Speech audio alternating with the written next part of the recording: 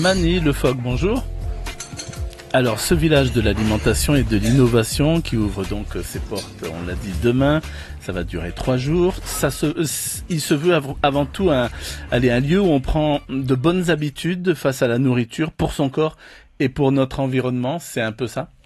Oui, effectivement, le VEI, village de l'alimentation et de l'innovation, est un village pédagogique et l'objectif est effectivement de promouvoir une alimentation plus saine et durable, mais en abordant la thématique de l'alimentation de manière très transversale, pour finalement arriver à faire passer le message en s'appuyant sur différents canaux, différentes animations.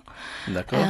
Toujours avec cet esprit, l'alimentation, c'est pas qu'intellectuel, que cognitif. Il y a tout un tas d'autres dimensions qui gravitent autour. Et donc, c'est important de l'aborder, on va dire, sous toutes ces dimensions. Sous toutes ces dimensions. Alors, est-ce que c'est pas une façon de lutter indirectement, je dirais, contre la malbouffe ?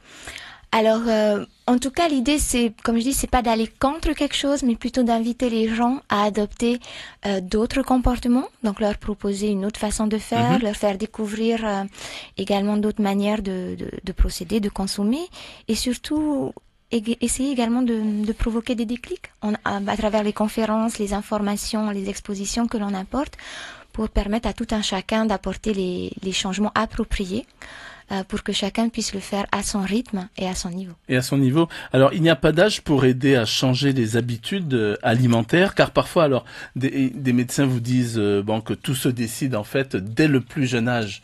Donc on peut aider par exemple un jeune à se détourner de certaines boissons gazeuses, très sucrées. Alors il est vrai que les préférences alimentaires s'ancrent très tôt dans la vie d'un individu, mais on parle aussi de la plasticité du comportement alimentaire, c'est-à-dire la capacité à modifier ses habitudes.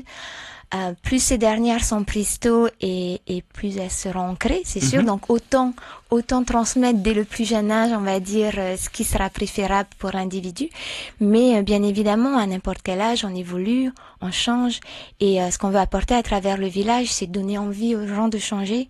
Et comme je l'ai expliqué tout à l'heure, en leur montrant qu'il y a peut-être d'autres façons de consommer qui sont tout aussi fun, savoureuses et qui ne s'écartent en rien de tout ce qui est partage, convivialité, parce que l'alimentation, c'est beaucoup ça aussi. Oui. Alors, est-ce que ces façons-là ont un prix ? Parce que, qu'est-ce que vous répondez, par exemple, à ceux ou à celles, la mère de famille qui a 3, 4, 5 enfants, et qui vous dit que manger sain, ça coûte cher. C'est un peu comme lorsqu'on vous dit de manger 5 fruits et légumes par jour. Oui, mais à quel prix ? Alors ça, pareil, je pense que pour certains produits, cela peut s'avérer vrai, mais honnêtement, nous, ce qu'on encourage, c'est vraiment le fait maison. Après, les fruits et légumes, effectivement, on peut les acheter au marché, mais il y a beaucoup de personnes qui en ont quand même dans le jardin ou chez des fétis, et souvent, on pense pas à les cueillir. On voit plein d'arbres remplis de fruits. On préfère acheter la pomme, l'orange, des choses comme ça. On a tendance parfois à croire souvent que ce qui vient de l'extérieur est aussi meilleur, plus valorisant, alors qu'en fait, on a vraiment de très bons produits locaux qui, d'un point de vue nutritionnel, sont très enrichissants. Donc, de plus en plus, les gens se rendent compte que c'est pas plus cher. Par contre, il y a des habitudes à changer, des comportements, des façons de faire, d'autres habitudes à acquérir. Alors, on va rentrer un peu plus dans ce village donc de l'alimentation. Il y aura de nombreux intervenants venus d'ailleurs. Est-ce que vous pouvez nous en dire plus sur leur profil, leur champ d'intervention, par exemple ?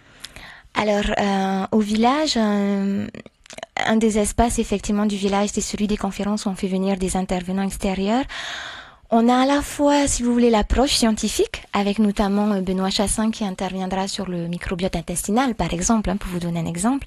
On a également des acteurs qui œuvrent sur le terrain au quotidien pour promouvoir notamment les produits locaux dans la restauration scolaire. Nous avons des militants, on va dire, du développement durable. Donc en fait, c'est vraiment des profils différents. L'idée, c'est de rassembler l'ensemble des acteurs qui œuvrent d'une manière ou d'une autre dans la thématique de l'alimentation et de leur permettre de s'exprimer soit pour apporter de nouvelles connaissances, de nouveaux savoirs, savoir-être, savoir-faire, ou pour partager l'expérience qu'ils ont d'une démarche innovante, d'une autre façon de faire. Ce sera sous forme de débat, ces conférences ? Alors, à la fin, effectivement, il y a un temps qui est réservé pour les échanges, pour les questions, et ça peut être l'occasion de débattre, effectivement. D'accord, c'est pas un salon classique où on va admirer une belle voiture ou de belles fourchettes. Et puis l'espace conférence, c'en est qu'un sur les 5 que compte le village. Alors, le village, c'est le village, on l'a dit, de l'alimentation et de l'innovation. Pourquoi l'innovation ? Alors, l'innovation, c'est justement pour inviter les gens à innover dans leur façon de faire au quotidien. Il y a effectivement, on peut très bien comprendre derrière le mot au départ l'innovation technologique. C'est ça. C'est sûr, ça en fait partie. Mais d'ailleurs, on aura un petit stand cette année qui proposera quelque chose, une nouvelle application. Mais innover, comme je dis, c'est au quotidien, c'est chacun à son niveau et on n'a pas besoin d'outils technologiques pour innover.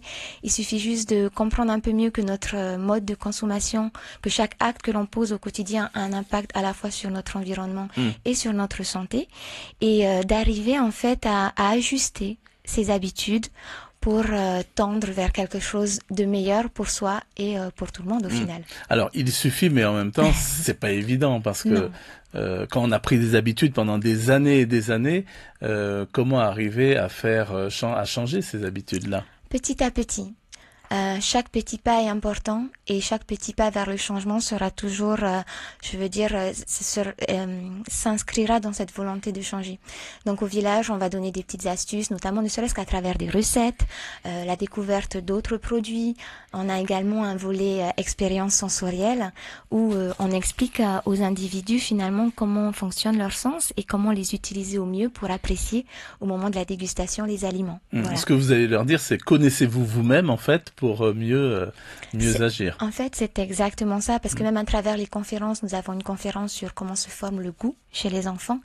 Et l'idée, c'est vraiment ça, c'est d'apporter à chacun des clés de compréhension, des outils, et que chacun puisse, comme je disais, au quotidien, ajuster ses habitudes, ses comportements en fonction de son mode de vie, de son contexte. On n'a pas tous les mêmes changements à apporter et je pense que c'est important d'y aller progressivement pour que ça s'inscrive dans la durée. Voilà.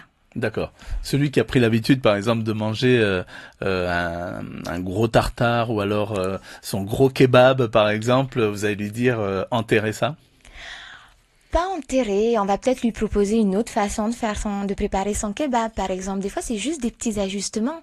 Il y a, voilà, comme je dis, ça dépend vraiment de la personne. Bon, alors on n'ira pas jusqu'au cas par cas, hein, mais l'idée, c'est d'arriver à travers toutes nos animations, expositions et ateliers, comme je disais, à donner des astuces aux gens. Donc, soit, effectivement, ils vont complètement changer et ne plus manger un aliment, mais c'est surtout les inviter à revisiter la manière de les préparer ou lorsqu'ils vont acheter leurs produits, de mieux regarder les étiquettes, de mieux comparer, de comprendre en fait tout simplement ce qu'il y a dedans. Oui, parce que les gens se précipitent en fait vers le prix. Aussi, le prix, effectivement, on est d'accord. Donc, c'est important. Dans le projet pilote que l'on a mené dans les classes du goût depuis le début de l'année, on a effectivement eu ce retour des parents.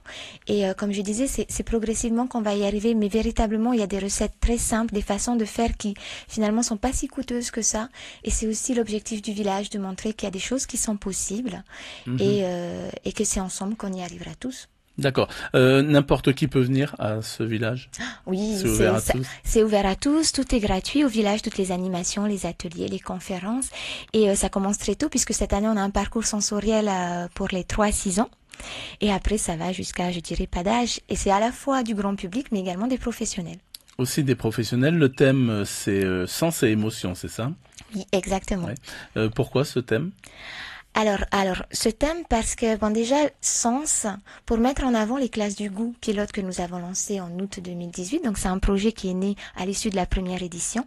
Et c'est aussi pour donner du sens. Donner du sens, comme je disais tout à l'heure, à la façon dont on mange, à la façon dont on se conduit au quotidien. Et les émotions, parce que les émotions ont véritablement un impact sur notre rapport à l'alimentation.